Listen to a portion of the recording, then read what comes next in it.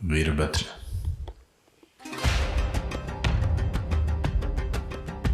वीरभद्र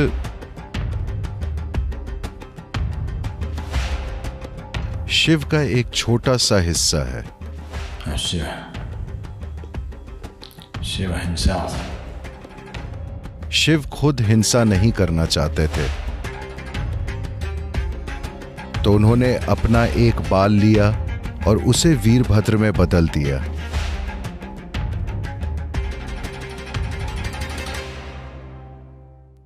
शिव के जीवन में एक ऐसी स्थिति पैदा हुई थी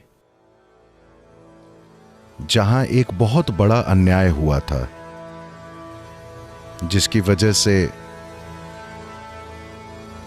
उनकी पत्नी सती उसका शिकार हुई और उन्होंने खुद को जला लिया था। जब शिव ने यह सुना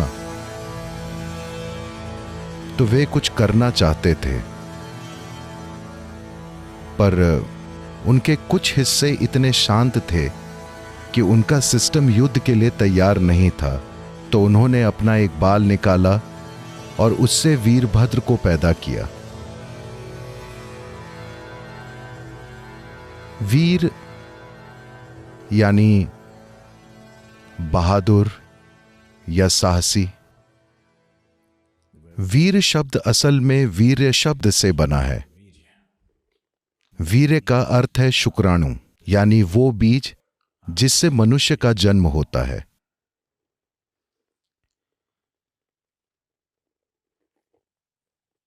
ये दोनों पहलू आपस में जुड़े हुए हैं, यानी शिव के जीवन का महत्वपूर्ण पहलू यह है कि उन्होंने कभी अपना शुक्राणु नहीं गिराया। तो इसका महत्व बस यही है कि शरीर की बुनियादी जीवन ऊर्जा को शारीरिक रूप से बिखेरने और बच्चे पैदा करने के बजाय उन्होंने उसी ऊर्जा का इस्तेमाल चेतना के शिखर पर पहुंचने के लिए किया। उनकी ऊर्जा सिर के ऊपर से बिखरती है। किसी भी योगी को तब तक योगी नहीं कहा जा सकता जब तक कि वे अपने सिर के ऊपर से ऊर्जा नहीं छलकाते। तो वीरभद्र सिर्फ एक बाल थे, सिर्फ एक बाल,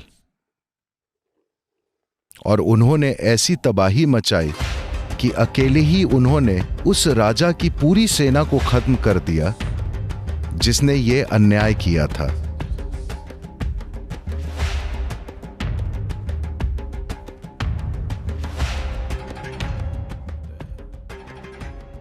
इस कहानी से यह बताने की कोशिश की गई है कि क्योंकि शिव ने अपने सिर के ऊपर से अपना वीर्य छलकाया था,